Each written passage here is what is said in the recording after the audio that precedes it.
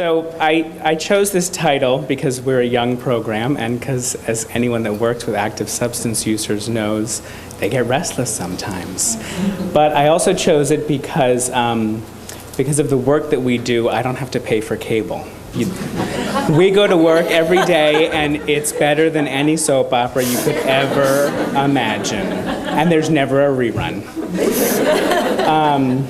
But on a more serious note, I am going to talk mostly about some of the strategies we employed to try and really maximize our impact with our tenants as a new program.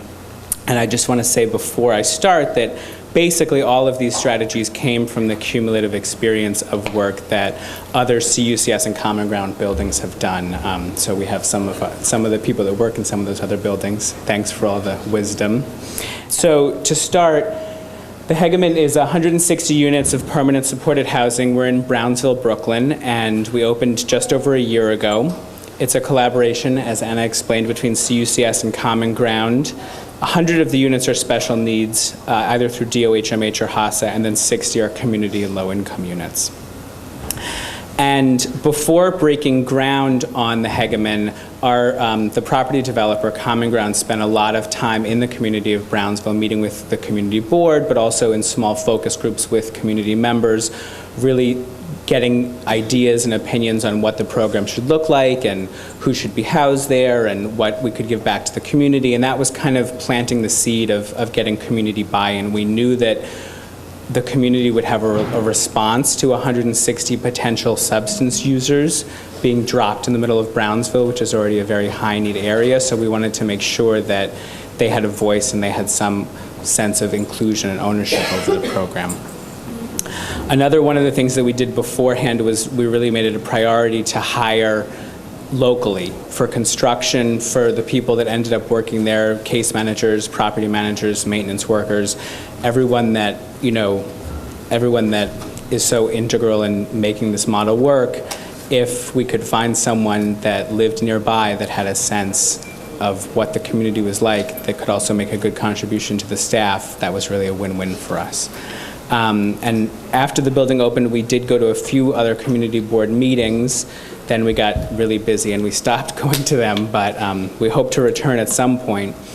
And one of the things that came up at some of those meetings was something that I think a lot of us face, which is explaining the difference to people that don't work in our field in permanent supported housing versus what they think of as a city shelter. We would hear, why are you putting a shelter in this neighborhood? It's just going to bring more problems. And we had to kind of dispel some of those myths and explain that we felt that permanent supported housing was the ultimate solution to homelessness, was the answer to how to get the census and shelters down. And shelters, of course, serve a very important role, but right now there's too many people in shelters, right, in the city, and we want to get them out into permanent locations.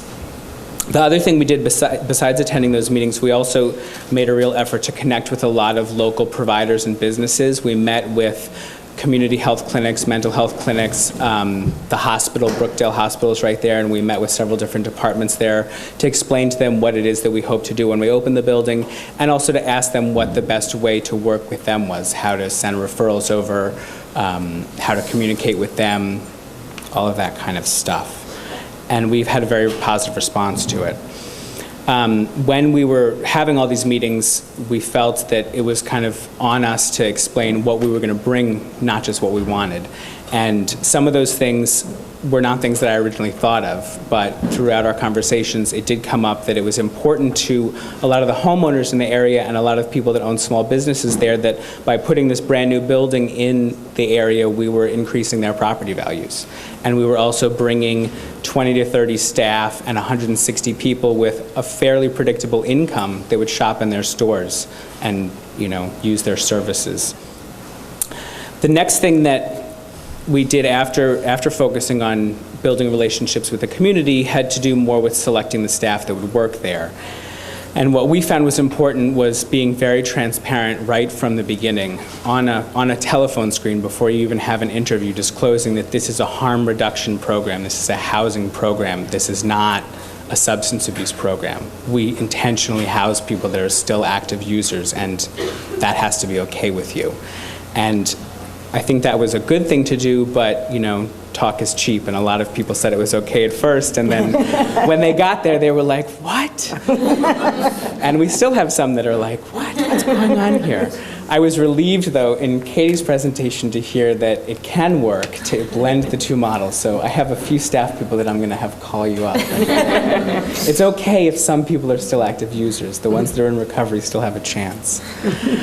The other thing that we did was we had a lot of role plays when we were selecting staff, and a lot of them focused on engaging with people that were currently intoxicated. So when you were talking about, I forget his name, Mike? Mike, yeah. We wanted to be sure that we weren't selecting people that felt all of the time that if someone's drunk or a little bit buzzed or has smoked a joint within the last 2 hours, you can't do any meaningful work with them. And that is something that we encountered, and that's a position that, of course, I don't personally endorse, but I could see it having value. So we did a lot of role plays that involved engaging with people while they were drunk, and we ended up with a really strong staff. But as strong as they are, the work is frustrating, and it's really important for us to support them. So some of the things that we've been doing and continue to do is really just normalizing their frustrations and saying, of course, it drives you mad because you want to just snap your fingers and tell this person, stop doing drugs, this is killing you. But if we could all do that, then we probably wouldn't have a job. So that's helped a lot. And the other thing is keeping progress in perspective. And I agree, Tracy, when you said a lot of the newer staff who've just graduated their master's programs want that instant fix. They're housed now. Why are they still smoking crack every day? And it's about flipping it, really, and saying they are housed and they're still smoking crack every day, but for the last 10 years, they were smoking crack on the park bench in the rain, and their diabetes wasn't treated and their hypertension wasn't treated. So it's not perfect yet, but it's much improved. That's helped people a lot. It's still frustrating for a lot of people too. One of the other things that we found helpful is sending our staff to some of the older programs that we learned some of these strategies from, and having them see that the substance use overall never really goes away in these programs. That was never our goal, and it probably will never happen 100%, but it does reach an equilibrium as programs age and as people get more stable. And they also get to see that, as Katie's presentation was talking about, it can work with both populations, one that's in recovery and one that's still using. One of the most important things that our staff has said is helped them feel supported was using a lot of effective evidence-based practices and interventions. The first one, BITSAS, which originally stood for the behavioral treatment of substance abusing schizophrenics, and now has been changed around to mean something else. But it basically is a peer-run psychoeducation group that has incentives for staying clean. People have the option of saliva testing at the beginning of each group. And even if they acknowledge using and they say that they're not going to pass the test, they're still encouraged to test, and they're supported by the group for recognizing the struggles that they went through. It focuses on a lot of drug refusal skills and acknowledges that this is a setting where drugs are readily available. Motivational interviewing, I'm sure everyone's very familiar with. Wellness and self-management, which is also sometimes called illness management and recovery, is a goal-centered, very step-by-step psychoeducational group that we found staff really like implementing and clients really benefit from. And then one of the most important, of course, is the availability of 12-step programs. And we've hosted some meetings on site in our community room, and then we've also organized communal trips to the meetings. And then we've, of course, made guides available to people that want to go on their own to community meetings. In terms of interacting with the tenants, we decided from the beginning that it was important to send a clear and consistent message. So our lease, which is administered by the property manager Common Ground, has all of the building rules in it. But it's written with a lot of legalese language, and it's 40 pages long, and on move-in day, people are signing here and signing there and worrying about whether all their stuff is getting lost. And that was, at one point, the only time that they were exposed to these rules. And they were reviewed, but it was just too much information. So we decided to create a booklet. In partnership with Common Ground, we met several times and we took the language from the lease and translated it into a very simplified, very clearly laid out booklet that took all the lease language and made it into simple expectations to clarify what is the policy around drug use, what is the policy around visitors, what is the policy around paying your rent.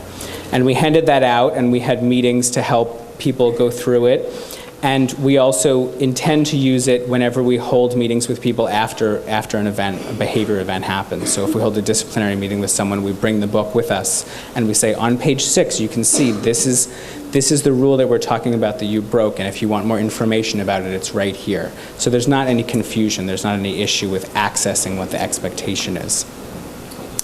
We try to have meetings with tenants within a day after any problematic behavior happens, whether that's something small like answering the door without being clothed, or whether it's making excessive noise in the lobby, or whether it's a violent incident. We try to treat all of them as something that we want to address really quickly and resolve.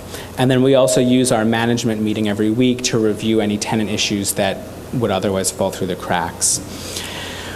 We try to communicate with the tenants very clearly about what kinds of things we will call NYPD for or call EMS for, or what kinds of things we'll pursue an AOT or a rep payee or housing court proceeding for, so that people can make informed decisions. If you say that you're thinking about killing yourself and you don't contract for safety, we're always going to call EMS. You should know that. That's how we operate. It's your decision what you want to say in our office. If you are violent, we're going to call NYPD. That's the end of the story. And NYPD is another area that we thought was very important to build an effective relationship with, especially because this population is not something that they have any special training on working with for the most part. So the way that we went about doing that, and this is still very much a work in progress, but we attended their community council meetings. I don't know if people know what those are, but they're similar to community board meetings, but they're just administered by the NYPD instead of the city council. And we also have gone to, or some of the other sites, and we plan to do this, have gone to roll call presentations. So there's 3 shifts for the NYPD, and you can go in at the beginning of any of those shifts and do a 10-minute presentation on your work and how to effectively interact with your population. We've had crime prevention workshops at the building, so the crime prevention officer would come out and give safety seminars and engrave people's electronic equipment for property recovery and talk about how to safely walk to the subway and what the best routes are, and it kind of took some of the intimidation factor out of the NYPD. Our tenants, many of them have a tumultuous relationship with the NYPD, so to have a friendly face there and have them interact in a way that didn't involve handcuffs, we thought would be nice for them. And then we also are enrolling in the FTAP program. If people aren't familiar with that, it involves us giving permission to the NYPD to enter the building and patrol the hallways at any point. And if there's someone that doesn't live there or isn't a registered guest of a tenant, they're allowed to escort that person out or interrogate them about what they're doing there. It doesn't require any specific warrant to enter the building. And there's also a big sign posted out front that this will happen, so it kind of deters anyone that doesn't belong in the building from coming in and selling bad heroin, hopefully. We also established a tip line in the office, and it's at a place where tenants can call anonymously and leave information that they would like us to follow up on. You hear sometimes that my neighbor's dealing drugs, but I don't want to tell you anything about it. I'm not a snitch. I'm going to get in trouble. People don't want to be seen in the office talking to workers, but they want something to be done about the safety of their own community. So we established that line so they can have an option to leave the information anonymously. So far, only 1 or 2 tenants have taken advantage of it, but they've taken advantage of it daily. And they tell us about everything. And apparently it's not important to them that it's anonymous because they tell us their name at the beginning of the call. But it has led to some good follow-up on our part. And that information, if we discover that it's something that the NYPD could follow up on, we do share that with them, and the tenants are aware of that before they leave the information. Another thing that we found was really important with NYPD was to acknowledge some of the challenges that they're working with. So we came in and we think that, we're really important, and we've got 160 really needy folks here, and we want you guys here and supporting us right away. And then we took a step back and we realized that they actually have a lot of other things going on. So this is, at the middle is our building, the Hegeman, and this is the last month of crime in that neighborhood. And all of the red targets are shootings, and the punches are assaults. So when we call them in, if they can't do something about it, we kind of try and work with them and see what their day's been like so far and see what they're facing next, and acknowledge that it might be frustrating for them to respond to us when they feel that they've got a lot of more major crime to deal with. That's worked with some officers and not with others. But one of the most effective things we've done to build a relationship with the NYPD, which is simple and shouldn't be surprising, but it was, is that we opened our doors to them and we invited them to take their meal breaks in our staff lounge and use our bathrooms when they're on foot patrol. And they really liked that, and it also served the function of having police come in and out of the building on a random basis, and people that might have otherwise engaged in problematic behavior see that and take a step back first. So that's been really beneficial for us. Over the next couple months, what we plan to do is keep asking the same question, is the honeymoon over? We haven't had too much trouble in the building so far, but we've seen from some of our sister and brother buildings that the first year sometimes is calm, and then people get comfortable and problematic behaviors start. So we want to always keep that in mind and just be aware if someone's starting to escalate in a patterned way, how to intervene with that before it becomes too big of an issue. And then what we hope to establish eventually, you know, we housed 100 special needs people and 60 low-income people all in the space of a few months, and everyone came in kind of destabilized. And there was no one to act as a peer mentor, or no one to say that this is the way this community works and you need to start acting this way. But in some of the older buildings, when there's one tenant that leaves, there's a turnover of one person, and there's 150 people that have been there for a while and say, look, this is how it works here. You don't fight in the hallway. If you have a problem with your neighbor, you go down to the office, you don't punch him in the face. And we're working towards that. We hope to get there soon. And that's all I've got. Thanks very much.